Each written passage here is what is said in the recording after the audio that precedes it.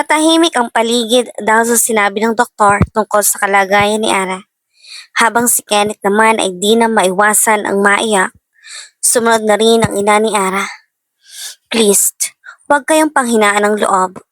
Mas kailangan tayo ngayon ni Ara. Dapat na ipakita natin sa kanya na kaya natin siyang tulungan. Pagpapalakas ng doktor sa kanilang lahat, ngunit hindi pa rin nila maiwasan na hindi maiyak nang dahil sa mga nangyayari. Samantalang si Grace naman ay hindi mawala ng pag-asa at sumang-ayon sa doktor. Tama ang tita mo, Kenneth. Sa ating lahat, dapat ikaw ang mas tumutulong kay Ara. Alam namin na ikaw lang ang makakatulong sa kanya. Sabi nito na ikinasang-ayon naman nilang lahat hanggang sa umiyak na ang kambal kaya mabilis naman itong inalo ng magulang ni Kenneth. Maya-maya pa ay lumapit na ang ina ni Ara kay Kenneth at mas ikinagulat nila ay ang pagluhod nito sa harapan ng lalaki na nakaupo sa sopa. Kenneth, iho, tulungan mo ang anak ko. Nagmamakaawa ako sa iyo. Siya na lang ang meron ako. Hindi natin alam kung ano ba talaga ang naranasan niya sa kamay ng mga dumukot sa kanya, please. Kahit si Kenneth ay umiiyak, ay kusang napatigil dahil sa biglang pagluhod ng ina ni Ara sa harapan niya. Agad niya itong tinulungan na tumayo. Ma, huwag po kayong lumuhod o magmakaawa dahil gagawin ko po ang lahat para kay Ara. Sabi ni Kenneth na ikinayakap ng ina ni Ara dito na umiiyak pa rin kaya naman hinaplas na ni Kenneth ang likod nito para kahit papaano ay gumaan ang pakiramdam niya. Napaisip naman si Kenneth at napatingin sa paligid niya. Nakita niya ang mga pamilya nila na kanya-kanyang nag-aalala para kay Ara. Napatingin siya sa anak niya na hanggang ngayon ay umiiyak pa rin at sa magulang niya na pinipigilan ang kambal na umiyak. Naisip niya na hindi lang siya ang taong nagmamahal kay Ara. Kailangan niyang maging matatag para sa kanilang lahat. Tandaan mo, Kenneth, sa oras na isa ka ng mafia boss ay wala nang atrasan yan. Dapat handa ka sa lahat ng mga pwedeng mangyari. Lahat ng mahalaga sa buhay mo kahit kami ng mama mo ay maaaring mapahamak. Sa oras na mangyari yon ay huwag mo hahayaan na magpatalo ka sa emosyon mo. Sa takot mo dahil kapag nakitaan ka nila ng mga emosyon na ganyan, diyan kanila tuluyang tatalunin, Kenneth. Maaaring mamatay ang taong pinahalagan mo kapag nagpatalo ka sa emosyon mo. Sa pagtingin ni Kenneth sa papa niya na kinakausap ni Addison, ay bumalik sa alaala niya ang sinabi nito sa kanya bago niya tahakin ang mundong kinagagalawan niya ngayon. Naiinis siya sa sarili niya dahil simula nang mahalin niya si Ara ay nawala ng lahat na natutunan niya sa ama niya na pagpapakatatag ng loob. Naging mahina siya dahil sa pagmamahal. Hindi ko dapat hinayaan ang sarili ko. Ang pagmamahal ko na to ang maaaring ikamatay ko o kung sinong mahalaga sa akin. Pero kaya kong gawin na inspirasyon ng pagmamahal, hindi bilang kahinaan kundi bilang kalakasan. Pagpapalakas ni Kenneth sa sarili niya. Kailangan niyang maging matatag para sa kanilang lahat. Why? Pinapangako ko magiging malakas ako para sa inyong lahat, lalo na para sa iyo. Nasabi na lamang ni Kenneth sa isip niya.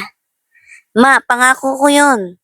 Sa inyong lahat, pinapangako ko na magbabayad ang may gawa nito sa asawa ko.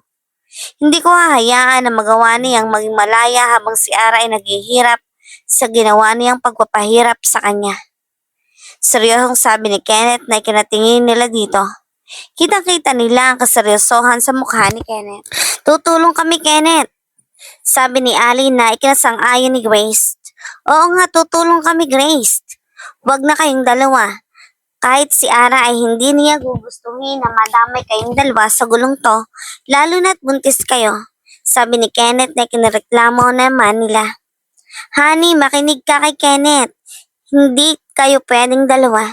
Sabi ni Eldred kay Ari na ikinasimangot lang nito. Tama si Eldred at Kenneth, babe. At saka di talaga kita papayagan, never. Sabi naman ni Renz kay Grace. Lumapit naman si Kenneth sa anak niya na naging maayos na ang ina ni Ara. Magpahanggang ngayon ay umiiyak pa rin ang kambal. Ma, ako na po ang bahala. Sabi ni Kenneth na ikinatango naman ang dalawa. Tinapik ng ama niya ang balikat niya at napatingin siya dito. Kenneth, tandaan mo ang mga tinuro ko sa'yo. Kailangan ka nila ngayon. Sabi nito na ikinatango naman ni Kenneth. Lumapit siya sa dalawa. Babies?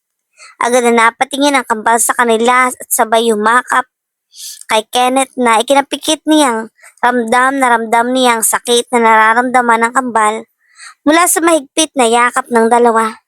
Daddy, si Mami, sabi ni Addison kaya hinagod niya ang likod ng dalawa. Alam niyang naiintindihan ng dalawa ang kondisyon ng mami nila. Iniharap niya ang kambal sa kanya. Babies, makinig kayo sa akin. Sabi niya na ikinatingin naman ng dalawa pero pinipigilan pa rin nila ang mapahikbi. Pinunasan naman niya ang luha sa pisngi ng mga ito. Huwag na kayong umiyak. Sa tingin niyo ba gusto ng mami niyo na umiiyak kayo? Sabi ni Kenneth na ikinatingin naman nila. But daddy, may sakit si mami, sabi ni Aiden. Don't think na may masakit ang mami niyo. Na-trauma siya, oo, pero magagawa naman yon na maalis basta tamang treatment lang para sa kanya kaya wag na kayo mag-isip na may sakit siya. Isipin nyo, natural lang. Kung aatakihin na naman siya, trauma niya, wag kayong iiyak dahil mas malulungkot ang mami ninyo. Hindi agad nakasagot ang kambal pero kalaunan ay tumangon na din sa kanya kaya napangiti na lang siya sa dalawa. Wag na kayong iiyak, okay? Tutulungan natin si mami para tuluyan na siyang bumalik sa dati. Sabi niya na ikinatango ng sunod-sunod ng dalawa. Kakausapin po namin ang kakausapin si mami daddy. Ipapaalala po namin sa kanyang masayang alaala natin. Sabi ni Aiden kaya ginulo naman niya ang buhok nito. That's my boy, Aiden.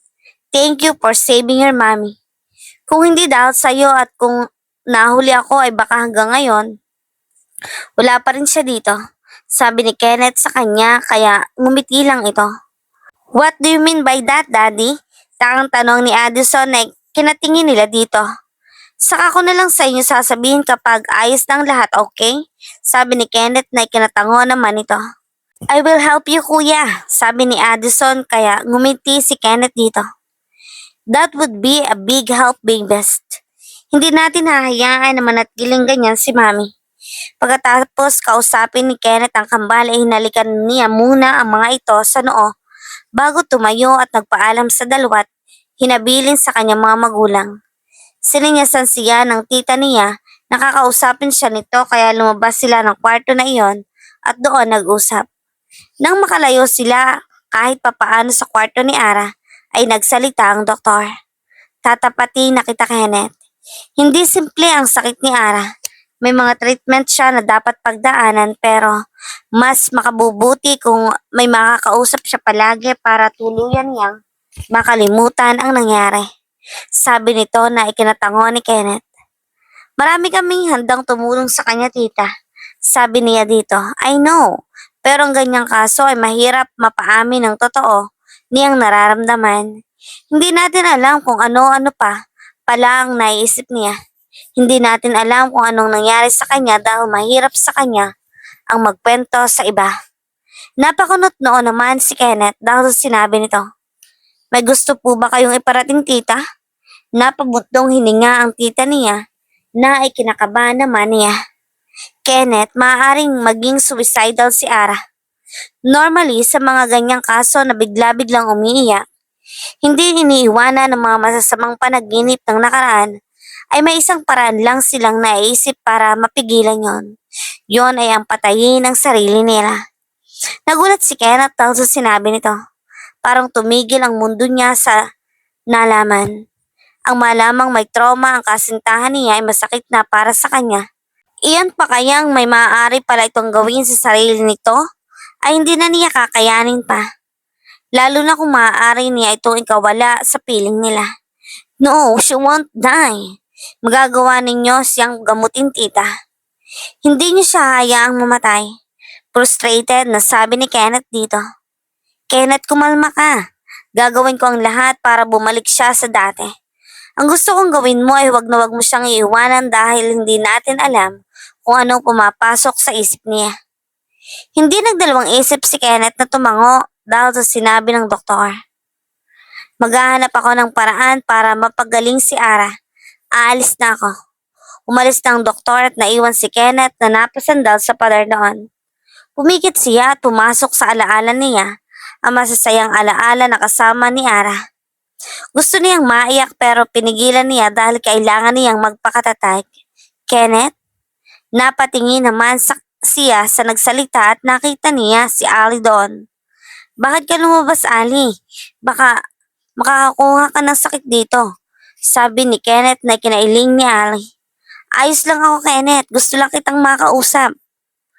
Walang nagawa si Kenneth kundi ang pakinggan ang sasabihin ni Ali sa kanya. Alam niyo ba kung sino ang gumawa nito kay Ara?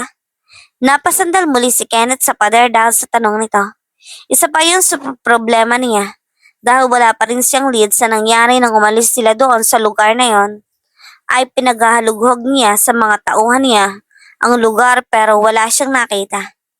Kahit nang pinaglalagyan nila kay Ara, ay hindi talaga nila nakita. Kahit na anong bagay ay wala, na talagang pinagtataka niyang alam niya, hindi madali ang kalaban ang mga ito lalo na at para silang multo na bigla-bigla na lang sumusulpot. Wala pa kaming lead, Ali, pero sigurado ako na ang manika na yon ay isa sa trademark nila. Napaisip naman si Ali dahil sinabi ni Kenneth sa kanya, Manika? Bakit pamilyar para sa akin yan? Napatingin naman si Kenneth kay Ali dahil sinabi nito, Anong ibig sabihin nito, Ali?